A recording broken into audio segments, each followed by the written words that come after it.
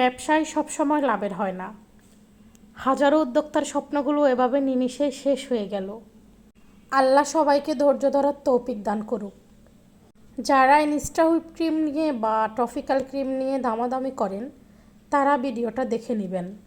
অন্তত দুঃখের সহিত জানাচ্ছি যে গতকাল আমরা ঢাকায় একটা কোম্পানিকে কিছু কেকের প্রোডাক্টের জন্য বা ক্রিমের জন্য অর্ডার দিয়েছিলাম।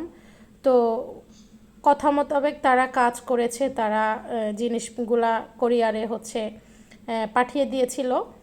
ঢাকা কল্যাণপুর থেকে মালগুলো গাড়িতে ওঠার আগেই কাল রাত আনুমানিক 2টার সময় কল্যাণপুর সুন্দরবন কোরিয়ার সার্ভিস শাখায় আগুন লেগে লাখ লাখ টাকার জিনিসপত্র পুড়ে গেছে বা সামান পুড়ে গেছে। আর সেই সাথে আমাদের মতো ছোটোখাটো উদ্যোক্তা যারা, তাদের হিসাবটা তো সেটা আপনারা নিজেরাই ধারণা করতে পারতেছেন যে আমাদের কত টাকা লোকসান হয়েছে। কথাগুলো বলা এজন্য যে আমরা অনেক রিস্ক নিয়ে এই প্রোডাক্টগুলো ঢাকা থেকে এনে থাকি। যারা বলেন ঢাকাতে এই মালের দাম আরও অনেক কম, অমুক ফেজে কম তমুক ফেজে কম, তারা দয়া করে আমাদেরকে নক করবেন না। আমরা শত প্রতিকূলতার মাঝেও অনেক রিস্ক নিয়ে প্রোডাক্টগুলো এনে কাস্টমারদের হাতে খুবই সীমিত লাভে পৌঁছে দিয়ে থাকি। সুন্দরবনে আগুন লাগার কারণে আজ আমরা আর্থিকভাবে অনেকটাই ক্ষতিগ্রস্ত হলাম।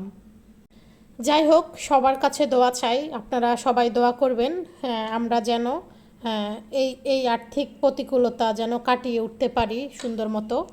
আর আপনারা আমাদের পাশে থাকবেন যাতে আমরা এই ক্ষতিপূরণটা যেন পুষে উঠতে পারি। ধন্যবাদ। আসসালামু আলাইকুম।